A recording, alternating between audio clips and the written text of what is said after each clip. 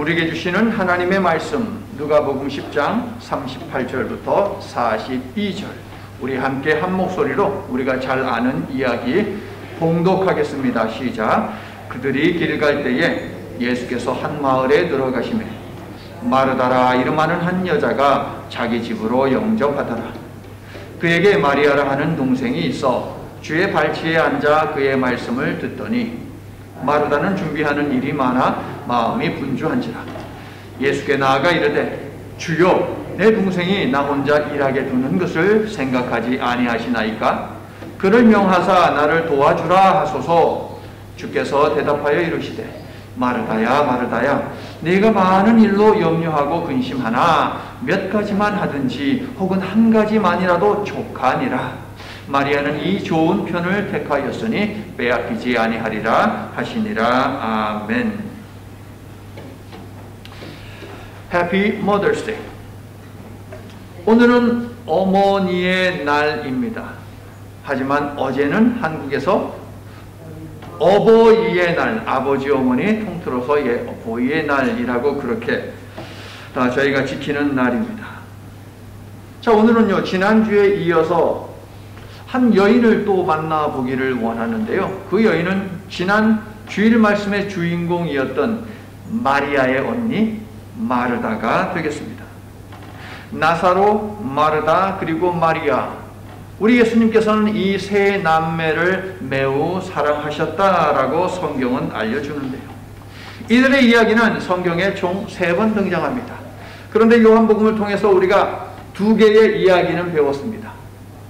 이왕이면 3개 정도의 이야기가 있으니까 나머지 하나의 이야기를 한번 살펴보면 연결이 되지 않을까 싶어서 오늘 본문을 누가복음 10장에서 선택을 하였습니다.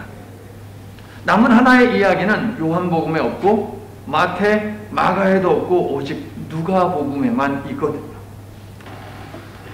자, 오늘 본문은요, 그리스도인들이 마르다와 마리아 하면 가장 먼저 떠올리는 이야기가 될 것입니다.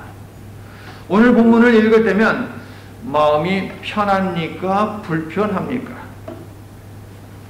예수님을 위해서 식사를 준비한 것인데 그게 안 좋다는 건가? 마르다는 열심히 땀 흘리며 수고하고 있는데 마리아는 얌체처럼 방에 앉아서 예수님의 말씀만 듣고 있네? 저는 이런 질문을 해보았는데 여러분도 해보셨습니까? 이러한 우리의 질문에 불을 지른 것은 다름 아닌 예수님의 말씀이죠. 마리아는 이 좋은 편을 택했다. 빼앗기지 않을 거야. 다른 사람도 아니고 예수님이 하신 말씀이니까 어쩔 수 없어서 마리아의 손을 들어주기는 하지만 여전히 불편한 것이 우리들의 마음일 것입니다. 여전히 이해할 수 없고 친교를 위해서 헌신하는 분들 경우에는 시험에 들기도 하죠. 오늘 본문에 관한 설교를 여러분은 여러 번 들어보셨을 터인데 그 내용이 어떠했습니까? 아마도 거의 대부분이 마리아를 칭찬하고 마르다는 질책하는 그러한 내용이었을 것입니다. 자, 미국 교회에는 친교가 없습니다. 있더라도 간단히 소수의 사람들 다 가고요. 자유롭게. 소수의 사람이 그냥 서가지고서 커피 한 잔 마시는 정도. 좀 더 거기에 애드한다면 도너츠 몇 개? 이 정도가 미국 사람들의 친교의 전부입니다. 하지만 한국교회의 친교는 전통적으로 다릅니다. 완전히 다릅니다. 전날부터 장을 보아야 합니다. 전날부터 어느 정도 요리를 해 놓아야 합니다. 주일 당일에도 친교를 위해서 할 일이 많습니다. 그러다 보니 오늘 본문은 친교를 위해서 헌신하는 한국 크리스찬 여성분들에게 맞듣지 않은 그러한 내용일 수밖에 없어요. 상당히 불편한 말씀인 것이죠. 강대상에서 마리아는 예배에 집중하는 사람이고 마르다는 그렇지 못하다라는 설교가 들리면 세상의 모든 마르다들은 누구는 친교하고 싶어서 하나? 차라리 그럴 거면 친교를 없애버리든가 이러한 생각이 나오고 이러한 말이 당연히 나오죠. 그래서 시험에 듭니다. 자, 여러분 오늘 본문은 도대체 어떻게 이해를 해야 하는 것입니까? 예수께서 제자들과 함께 베다니라는 동네에 가셨지요. 예수님은 당대의 슈퍼스타였기 때문에 너도 나도 예수님을 자기 집에 모시기를 원했을 것입니다. 그런데 그 높은 경쟁률을 뚫고 예수님을 집에 모신 사람은 남자가 아닌 여자입니다. 그리고 그녀의 이름은 마르다이지요. 예수님은 이스라엘 북부 갈릴리 지역에서 활동하실 때는 가버나움이라는 동네를 중심으로 활동하셨고요. 이스라엘 남부 유다에서 활동하실 때는 바로 오늘 본문에 등장하는, 물론 지명은 요한복음에 나와 있어요, 베단이라는 동네를 중심으로 사역을 하셨지요. 그런데 생애의 마지막 일주일 동안은 예루살렘에 갔다가 베다니로 돌아왔다가 다시 예루살렘에 갔다가 베다니를 돌아왔다가 이것을 반복을 하셨습니다. 마르다의 집은 유대 지역 복음화를 위한 일종의 선교 센터와도 같은 그런 공간으로 활용되었을 가능성이 많이 있는데요. 얼마나 복된 일입니까, 여러분? 여러분의 가정이, 그리고 여러분이 일하는 일터가 복음을 전하는 그러한 하나의 장소가 되면 얼마나 감사하겠습니까, 여러분? 그러다고 대놓고 일도 안 하고 예수 믿어라 하면서 전도하라는 것은 아니죠. 여러분의 삶을 통해서 보여야 돼요.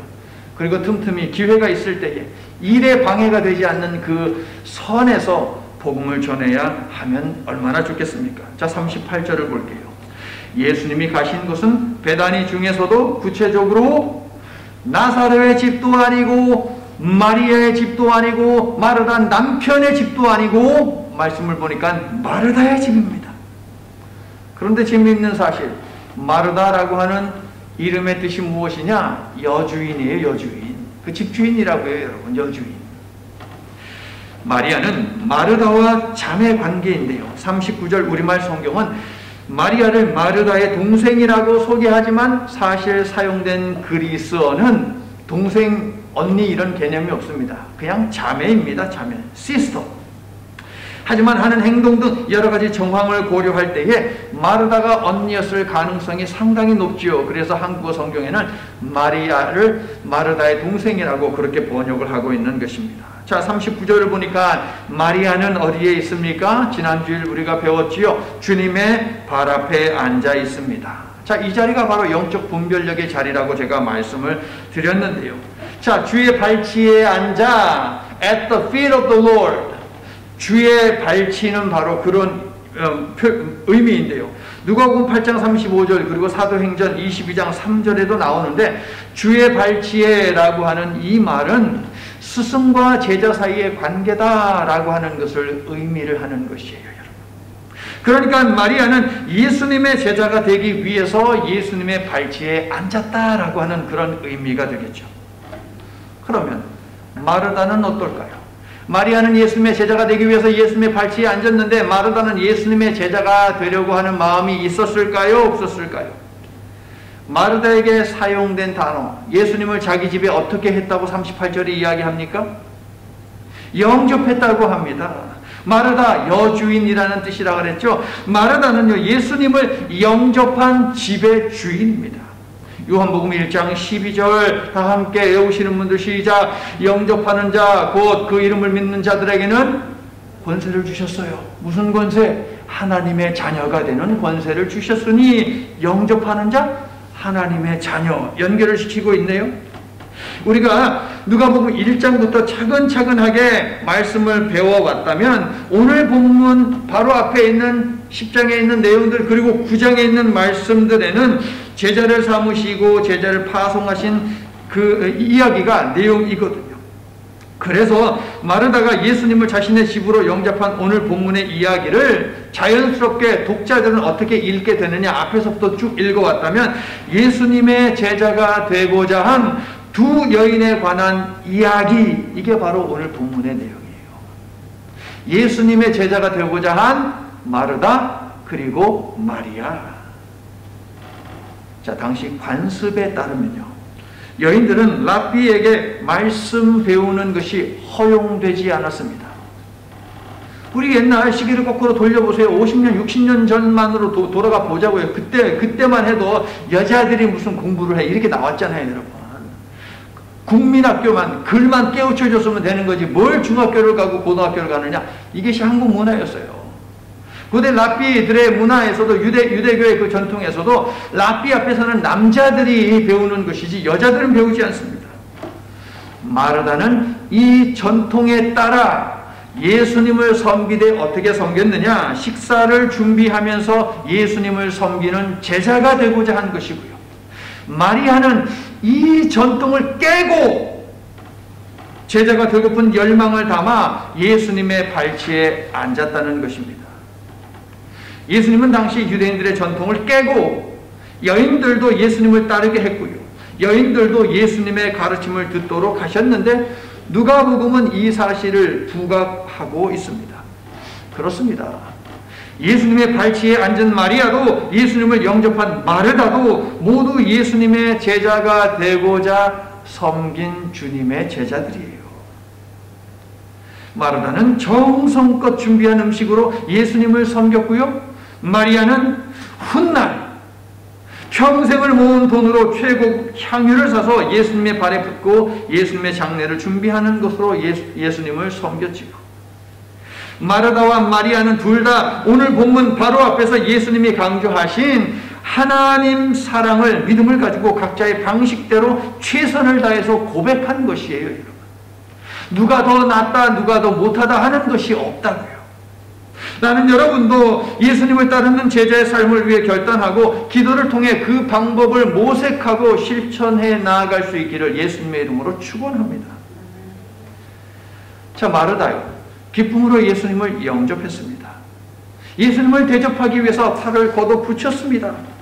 10장의 이야기가 쭉 연결되는 것이라면 마르다의 집에 지금 찾아온 손님들은 예수님 더하기 70명 더하기 제자들 12명이 되겠습니다. 총 83명. 만약에 70명이 아니라면 12제자 플러스 예수님 총 13명. 만만치 않은 숫자이죠. 만약에 마르다가 살던 그 시대에 골든 코렐이라도 있다면, 이스턴 버페라도 있다면, 아유 사람이 많네, 예수님 불러 갑시다. 제가 거기서 대접하겠습니다. 라고 이렇게 했겠지만 마르다에게는 다른 초이스가 없어요. 씻고 쓸고 그 다음에 뭐 끓이고 뭐 볶고 얼마나 바빴겠습니까? 여러분. 구약 여러 곳에서 나그네를 대접하라고 명령을 하지요. 여러분. 지나가는 나그네를 그냥 가게 하는 법이 없는 것이 고대 이스라엘 사회의 전통입니다. 여러분. 그런데 손님이 누구예요 지금? 예수님이잖아요. 여러분. 예수님. 다른 손님도 아니고 다른 나그네도 아니고 예수님이에요. 그래서 마르다는 지극정성을 다했을 것입니다. 신약 성경은 나그네에 대해서 어떻게 하라고 이야기를 할까요, 여러분? 로마서 12장 13절 성도들의 쓸 것을 공급하며 손 대접하기를 손님이여 손님 대접하기를 힘써라. 히브리서 13장 2절 손님 대접하기를 잊지 말라. 베드로전서 4장 9절 서로 대접하기를 원망 없이 하라. 디모데전서 3장 2절 디도서 1장 8절은 믿는 자의 덕목으로 대접하는 것을 강조하고 있죠. 자, 그렇다면 우리 예수님 혹시 대접하는 것에 대해서 어떤 가르침을 주셨을까요? 네, 산상수훈에서 가르치셨습니다. 그러므로 무엇이든지 남에게 대접을 받고자 하는 자는 그대로 너희도 남을 대접하라. 이것이 율법이요 선지자니라. 남을 대접하는 것이 성경의 정신이고 참 뜻이다 라는 것이 예수님의 기본 입장이에요, 여러분.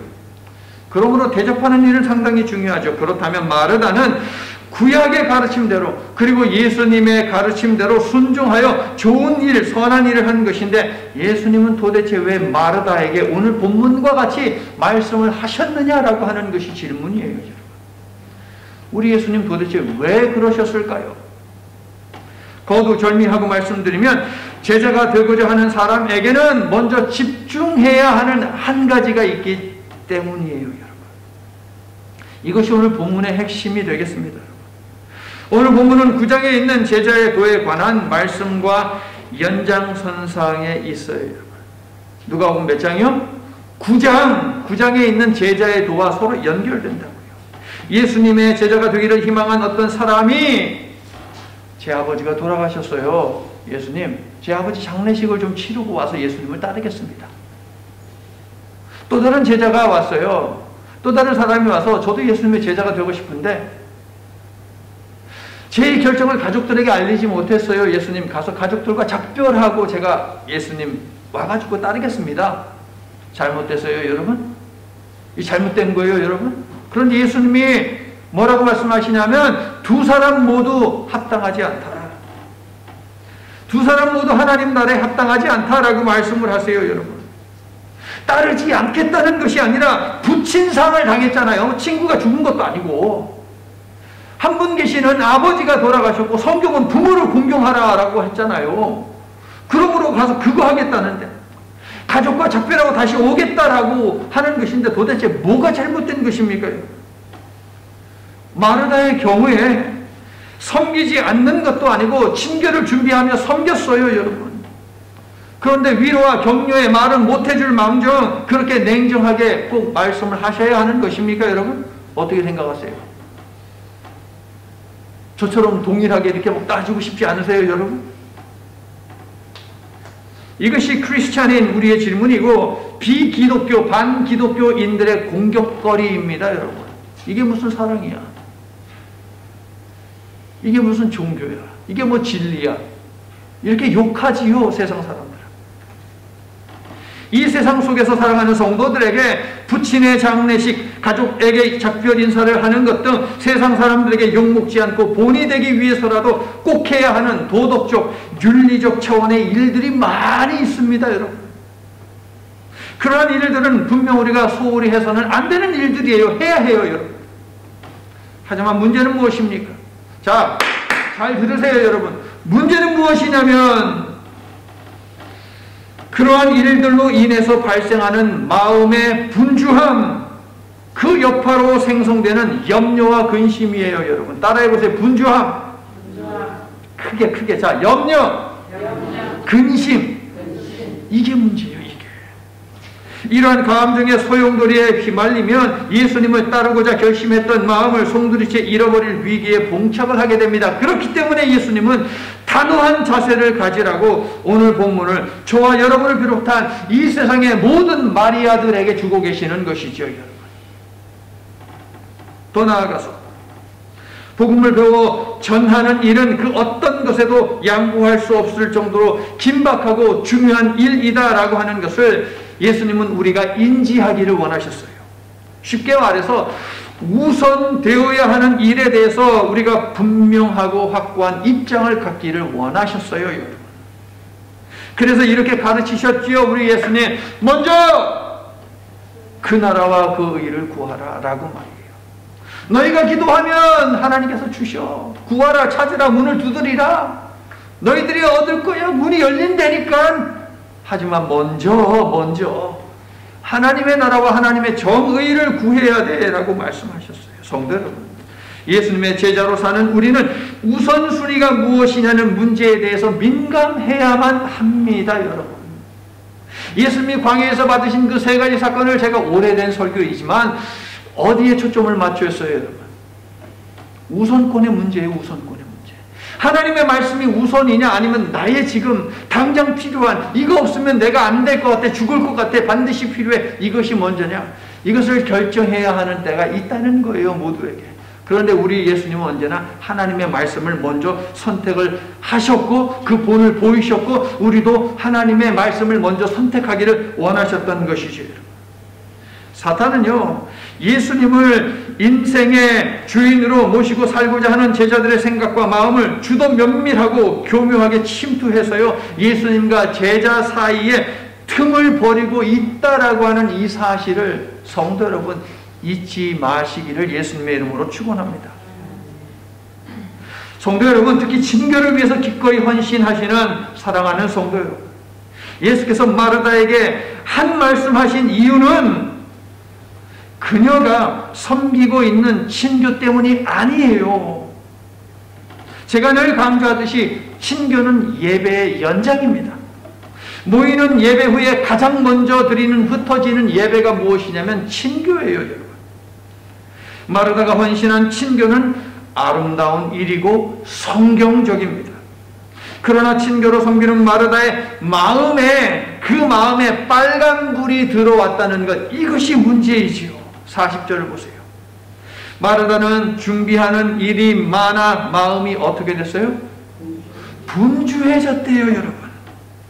자, 분주하다에 해당하는 단어는 집중력을 빼앗겨 주의가 산만해지다는 뜻이에요. 다른 것들에 집중력을 빼앗겼어요. 그래서 예수님을 바라보던 이 눈이 다른 데로 간 것이죠, 여러분. 산만해진 것이에요. 주님을 바라보지를 못해요. 마음이 쪼개지고 나뉜 것이에요. 마르다는 분명 예수님을 기쁨으로 모셨고 즐겁게 식사 준비를 했습니다. 하지만 워낙 손님이 많다 보니 동네 여인들이 도와줘도 일손이 많이 딸렸을 것입니다. 말씀드린 대로 사탄은 예수님과 제자 사이에 할 수 있으면 틈을 갖다가 점점점 버리는 사악한 존재 아닙니까? 예수님을 모신 것과 음식을 준비하는 일은 행복하고 감사한 일이지만 방에 콕 박혀서 나오지 않는 마리아를 생각하니 어떻습니까? 슬슬 끓어오르지요. 슬슬 끓어오르. 속에서 열불이 끓어오릅니다. 이게 사람 마음이에요. 이게 사람 마음. 마르다는 아유, 예수님 말씀은 좀 이따가 하시고 먼저 좀 음식 준비를 좀 먼저 하게 하시지. 설교 좀 그만 좀 하시고 이제는 좀 음식 좀 준비하게 하시지. 이런 생각을 했을 것입니다. 옆에서 돕던 동네 여인들, 야 마르다, 마리아는 도대체 어디 있어? 왜 콧배기도 보이지 않는 거야? 뭐 하는데 어디서? 마르다는 알고 있잖아요. 저 방에 박혀가지고서 나오지 않고 있는 거. 많은 일 때문에 마음이 분주해진 마르다의 마음에 염려와 근심의 연기가 피어오릅니다. 자, 염려라고 하는 단어요. 하나였던 마음이 조각조각 찢어져서 반대 방향으로 가는 것, 이게 염려에 해당하는 단어입니다. 근심에 해당하는 단어는요, 심각한 패닉 상태로 추락하는 거예요, 여러분. 그러한 염려와 그러한 근심이 마르다를 사로잡았으니 마르다가 입을 열었을 때 당연히 서운함, 억울함, 분노, 폭발을 해서 좋지 않은 말이 나올 수밖에 없지요. 40절을 제가 공동 번역으로 읽어드릴게요. 주님, 제 동생이 저에게만 일을 떠맡기는데 이것을 보시고도 가만두십니까? 마리아더러 저를 좀 거들어 주라고 일러주십시오. 마르다가 언니로서 이 정도 말할 수 있는 것 아닙니까, 여러분? 자, 그런데 여러분 40절을 다시 보세요. 40절. 마르다가 예수께, 그 다음 단어가 뭐예요? 나아가 이르되 라고 되어 있네요. 자, 나아가라고 하는 단어는요, 우리가 지난 수요일 예배 나오신 분들 디모데후서 4장 2절을 보니까 힘쓰라로 번역이 되어 있어요. 6절에는 가까웠도다 라고 번역이 되어 있어요. 해당하는 단어는 무엇이냐? 갑작스러운 행동이나 긴급한 상태를 나타날 때에 사용하는 단어입니다. 그러니까 마르다는 순간적으로 충동을 이기지 못해서 감정에 충실해서 원망하고 불평하고 비난하면서 성질 부리며 말하는 것이죠. 충동적으로. 마르다가 입을 열기 전에 예수님 앞에 나와서 그 발 앞에 먼저 무릎을 꿇었더라면 다른 말이 나오지 않았을까? 마르다는 주님이라고 불렀지만 집 주인으로서 부탁을 넘어 명령을 하고 있어요. 이 집의 주인은 마르다잖아요. 섬김의 자리에 있던 마르다는 어느덧 섬겨야 하는 대상인, 섬김의 목적인 예수님께 명령을 내리며 주인 행세를 하고 있네요. 사탄은 마르다에게서 기쁨을 빼앗아갔고 그녀를 주님의 발치에서 멀어지게 했고 그녀가 선택한 섬김의 자리에서 분별력을 상실하게 만들었습니다. 마르다가 선택한 그 자리도 분명 영적인 자리였지만 마르다는 영적인 자리를 유지하지 못했어요. 사탄에게 넘어갔죠. 바로 그것이 문제였던 것입니다. 주의가 산만해지고 내 중심에 내 삶의 한 복판에 예수님을 모시고 있음을 어느덧 잊어버리고 예수님을 못 보고 예수님을 잃어버린 것이 바로 마르다의 상태입니다. 지금 마르다의 영적인 상태예요. 그런데 여러분, 다행히도 이러한 흔들리는 예수님을 잃어버린 중심을 우리 예수님께서 보셨다는 것이에요. 마르다가 어떤 마음을 가지고 있는지, 분주해서 염려와 근심 속에 빠져 있는 것을 우리 예수님이 보셨다는 것, 이게 중요해요, 여러분. 우리가 고난에 빠집니다. 우리도 실패합니다. 중요한 게 뭐예요? 예수님이 그것을 보시면 돼요. 예수님께 내 삶을 열어서 보이기만 하면 되는 것이죠. 그러면 예수님이 우리를 가만두시겠습니까, 여러분? 우리가 하나님의 자녀인데요. 잘 보세요, 여러분. 마르다는요, 열심히 감당하는 헌신 속에서 공평과 불공평, 온당하냐 부당하냐, 이러한 진단을 하고 있어요. 그런데 동일한 일, 열심히 감당하는 그 헌신 속에서 예수님은 무엇을 진단하고 계십니까? 염려와 근심을 진단하고 계세요. 똑같은 사건이고 똑같은 상황이지만 본질적으로 보는 관점이 다른 것이지요. 만일 우리가 오늘 본문을 읽으면서 에이, 예수님 너무했다, 불공평하다, 이와 같은 생각을 은근히 아니면 대놓고 갖게 된다면 그 또한 예수님의 관심과 관점에서 벗어나 있는 것이에요. 예수님은 마르다의 섬김이 틀렸다, 마르다의 섬김이 나쁘다라는 말을 결코 하지 않으셨어요, 여러분. 그런데 우리의 마음이 격해져서 그렇게 이해할 때가 자주 있었다는 것이죠. 41절과 42절 말씀은 예수님이 책망하신 것이 아니라 축복하신 말씀이에요. 41절, 42절은. 마르다야, 마르다야. 이게 굉장히 사랑을 담은 것이죠. 두 번 부르는 것. 이렇게 두 번 부르는 것은 사랑이 많이 담겨 있는 거예요. 사울아, 이렇게 불렀잖아요. 바울을 부를 때에. 사무엘아, 사무엘아 부르셨잖아요. 자, 마르다야, 마르다야. 많은 일로 인해 분주하여 내 마음에 염려와 근심이 찾아왔구나. 그렇습니다. 마르다의 삶을 채운 분주함과 그로 인해 마음에 야기된 염려와 근심이 본문 속 핵심 단어들이에요. 다시 한번 따라해 봅시다. 분주함, 염려, 근심. 오늘 본문을 이해할 때 이 세 단어를 놓치면 안 돼요. 성도 여러분, 예수님은 제자가 되고자 섬기는 마르다의 마음에서 몰아내야 하는 염려와 근심, 불평과 원망, 비난과 정죄와 같은 분주함을 목격하셔서 마르다를 위해서 41절, 42절을 말씀하신 것이에요. 교묘하고 사악한 사탄에게 빼앗긴 마르다의 마음을 회복하는 일에 41절과 42절은 초점을 맞추고 있다는 말씀입니다, 여러분. 예수님은 마르다의 행위에 대해서 관심하지 않으세요, 여러분. 무엇을 요리했는지, 맛있게 요리했는지, 얼마나 많은 요리를 했는지 전혀 관심이 없어요.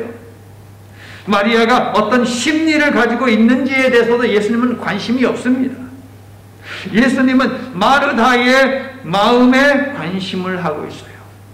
예수님의 관심은 마리아도 아니고, 마리아의 심리 아니고, 마르다의 행동 아니고, 오늘 본문에서 이야기 속에서 예수님이 관심하시는 것은 마르다의 마음이에요, 마음. 마르다는 예수님을 기쁨으로 영접했는데 예수님을 자기 집으로 영접한 후 마르다의 마음에서 그 기쁨이 사라지고 동생에 대한 원망, 나아가서 예수님에 대한 원망이 안착해 있습니다. 예수님은 마르다의 마음에 다시 섬김의 기쁨을 회복시켜 주시고자 41절과 42절을 말씀하신 것입니다. 이것이 예수께서 마르다를 위해 하신 첫 번째 일이에요, 여러분. 그리고 두 번째, 예수님은 회복된 마르다의 마음이 또다시 흐트러지지 않도록 가장 중요한 것을 이제 그 마음속에 담아주기를 원하십니다.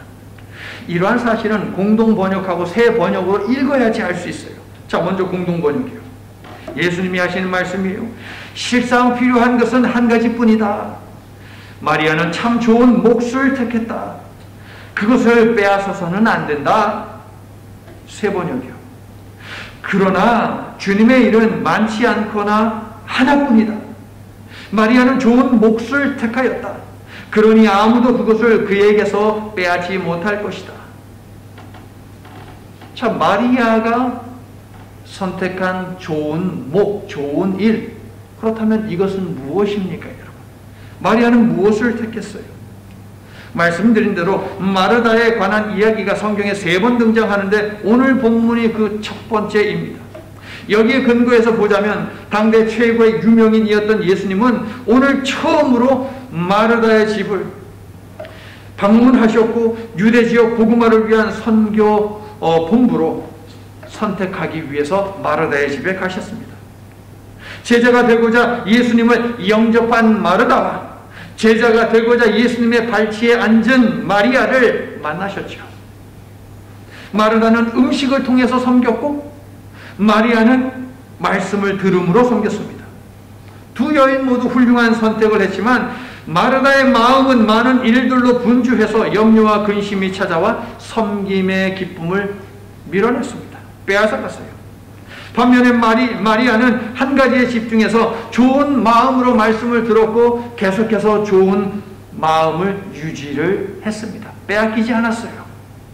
그렇습니다. 오늘 본문에서 예수께서 마리아에 대해 하신 말씀은 그 강조점이 마리아는 말씀을 듣는 자리에 있었다가 아니라 마리아는 한 가지에 집중했다. 여기에 강조점이 있는 것이에요. 반면 마르다에게 하신 말씀은 무엇입니까? 친교를 위한 준비 때문이 아니라 여러 일들로 분주하여 마음이 갈라지고 그래서 염려하고 근심하며 불평하고 비난했기 때문에 주신 말씀이에요, 여러분. 이해하시겠어요? 정리되셨어요, 여러분? 성도 여러분, 마르다의 섬김 역시 아름답고 소중한 헌신입니다. 다만 섬김의 기초가 되는 말씀이 빠질 때에 내 생각과 감정이 앞서게 된다는 그 위험성이 문제인 것이죠. 말씀의 뿌리가 내려지지 않은 섬김에는, 잘 들으세요 여러분, 말씀의 뿌리가 내려지지 않은 섬김에는 원망과 비난의 마음이 생깁니다. 그리고 그것들을 입으로 표출하게 되어 있음을 기억하시고 유의하시기를 바랍니다. 예수님을 향해 있는 마음을 일에게 빼앗겨버리면 원망과 불평이 나오고 성질을 부리게 되어 있는 거예요. 그래서 어느덧 예수님을 섬기는 것이 아니라 일을 섬기고 있는 꼴이 되고 말지요, 여러분. 이때 해야 하는 것이 무엇입니까? 얼른 예수님의 발 앞에 나와서 1대1의 관계를 쌓아야 하는 것이에요. 물론 마리아가 예수님의 발치에 앉아 있는 것만 사모해서 마르다가 감당한 섬김으로 나아가지 않는다면 그 또한 문제입니다. 말씀을 배웠으면 예수님의 발 앞에서 세상으로 나아가 섬김의 본을 보여야지요. 맨날 그 말씀의 자리에만 있고 남들 다 헌신하고 힘쓰고 땀 흘리는데 그러면 안 되지요. 그것은 온전한 성도의 모습이 아니죠. 말씀으로 자신을 채운 마리아는 자신의 전 재산을 털어 값비싼 향유를 샀지요. 남자들의 틈을 삐집고 들어가서 예수님의 발치에 앉아 그 발에 향유를 쏟아부었지요. 예수님의 죽음을 그렇게 준비했습니다. 배워서 말씀을 성취하는 데 일조한 것입니다. 그래서 마리아의 경우 주님의 발치 아래에는 영적 분별력의 자리가 될 수 있었던 것입니다. 그런데 만약에 마리아가 실천에 나아가지 아니하고 배움만 가지고 있었다면, 그래서 예수님의 발 앞에만 앉아 있었다면 마리아에게 그 자리는 영적 분별력을 위한 자리가 결코 아닙니다. 영적으로 추락하는 자리가 되는 것이죠. 오히려 그 자리가. 만일 이런 생각을 해봤어요. 마르다가 예수님께 나와가지고 막 불평불만하고 막 비난하고 이런 말을 하지 않고 묵묵하게 일을 했다면, 그런데 마리아가 예수님께 예수님 어디 도대체 뭐 하는 거예요? 이 중요한 말씀의 시간에 와서 말씀을 먼저 듣는 것이 먼저지 주방에 가서 일하는 게 그게 뭘 그렇게 대단하다고 저러는 거예요? 얼른 가셔서 언니 좀 데리고 오세요 라고 했다면 예수님이 뭐라고 말씀하셨을까? 똑같이 말씀하셨을 것이에요. 마리아야 마리아야, 네가 많은 일로 염려하고 근심하는구나. 몇 가지를 하든 한 가지, 여기서 중요한 게 여러분 한 가지에 necessary라고 하는 뜻이에요. 그 해당하는 단어는 한 가지 꼭 필요한, 놓치지 말아야 하는 것이 있단다. 마르다는 그것을 선택하고 했고 결코 빼앗기지 않을 거야. 라고 하면서 마리아를 엄청 혼쭐 내셨을 거예요, 여러분. 아무것도 안 할 수는 없지만 무슨 일을 하든 염려, 근심, 불평은 하지 않아야 합니다. 마리아가 택한 좋은 몫은 그렇다면 무엇이냐? 여러분, 몫이라고 하는 것 해당하는 단어는 뭐 portion, share 뭐 이렇게 얘기할 수 있죠. part 뭐 이렇게. 몫은 뭐냐면 어떤 일에 대한 결과로 주어지는 것이죠. 이스라엘 백성들이 가나안 땅에 들어가서 열심히 싸웠기 때문에 땅 분깃을 받았다라고 하잖아요. 바로 그 뜻이에요. 결과로 주어지는 것이에요. 마리아가 택한 좋은 몫은 예수님 발치에 앉아 말씀을 들은 그 자체라기보다는 말씀의 귀를 기울임으로 얻게 된 결과물, 평안과 안정이라고 볼 수 있는 것이죠. 염려와 근심에 반대되는 말들. 그래서 섬기는 일에 대해서 불평하지 않은 것이에요. 왜? 예수님이 주신, 말씀이 주는 그 평안과 안정감이 있기 때문에 어떠한 분주함도 마리아를 괴롭힐 수 없었던 것이죠. 성도 여러분, 받은 말씀을 기반으로 기쁨으로 섬기고 그렇게 본을 세워야 합니다. 그렇게 하시겠습니까? 섬기다가 마음에 염려와 근심이 찾아오면 내가 예수님 중심으로, 말 중심으로, 말씀 중심으로 섬겨야 하는데 일 중심으로 섬기고 있지는 않은지, 일 때문에 내가 말씀을 놓치고 있지는 않은지, 예수님을 잃어가고 있지는 않은지 점검을 해보아야 합니다. 여러분. 그렇게 하셔서 평강의 마음으로 사시기를 예수님의 이름으로 축원합니다. 사랑하는 성도 여러분, 우리는 예수께서 가신 길을 따르는 예수님의 제자들입니다. 2021년 5월에 모더스데이에 예수님은 우리에게 말씀하십니다. 말씀의 뿌리를 먼저 내려라. 섬기되 불평하지 말고 헌신하되 원망하지 말아라. 순종하되 비교하지 말고 마음의 중심과 시선에 항상 예수님이 있게 하라. 예수님으로 인해 기쁨의 자리를 불평과 원망이 넘보지 못하게 하라. 마리아의 마음으로 마르다처럼 섬겨라. 마르다의 손과 마리아의 무릎으로 섬겨라. 할렐루야. 이제 말씀을 마칩니다. 어제는 한국에서 어버이날이었고요. 오늘은 미국에서 머더스 데이라고 기념하는 날입니다. 자, 전통적으로 한국 가정에서 아빠는 나가서 열심히 일을 하고요. 엄마는 가정에서 아이들을 양육하는 역할로 이렇게 분담이 되어 있습니다. 자, 그러다 보니 아버지들은 자녀들이 커가는 것을 가까이에서 못 봐요. 아침에 일찌감치 일어나서 밖에 그냥 어둑어둑해지면 집에 들어오고 애들은 자고 있고 애들이 커가는 것을 못 보는 것이죠. 그런데 자녀들이 성장하면서 아빠가 좀 뭐 한마디 하면 에이 아빠가 나에 대해서 뭘 한다고 그런 말을 하는 거야? 라고 하면 아버지들 얼마나 서운할까요? 여러분? 그러면서 생각할 것 같아요. 그래 아이들이 자라나는 것, 그때 내가 아이들과 함께하고 시간을 보내야 하는데 내가 도대체 왜 그렇게 일만 했을까? 일할 수밖에 없는 상황이고 현실이잖아요, 여러분. 그럼에도 불구하고 내가 그래도 아이들하고 조금 더 시간을 보낼 거라고 하면서 후회를 합니다. working mom이라고 하는 단어는 이미 오래전에 나왔어요. 이제는 일하는 엄마들도 굉장히 많은 시대를 살아가고 있습니다. 그런데 일에 치여서 살다 보면 아이가 자라나는데 도울 수가 없잖아요. 어떻게 자라나는지 몰라요. 근데 일 끝나고 왔어요. 근데 애가 좀 칭얼대고 해봐요. 나도 모르게 너무 피곤하거든. 애한테 짜증을 확 그냥 낼 때가 있죠. 그런데 순간적으로 후회를 하죠. 아차, 내가 왜 그랬을까? 내가 도대체 뭘 위해서 내가 이렇게 바쁘게 살고 있는 것이지? 이것이 바로 마르다의 스토리입니다, 여러분. 마르다가 있었을 주방은 생계를 위한 공간입니다. 불이 있고 칼이 있고 펄펄 끓는 물이 있습니다. 그야말로 전쟁터입니다. 오늘 본문은 그러므로 옆을 돌아볼 겨를도 없이 생존을 위해 분주하게 살아가는 이 땅의 모든 마르다들에게 너희는 지금 중요한 것을 놓치고 있지 않니? 라는 질문을 하나님께서 던지고 있는 것이죠.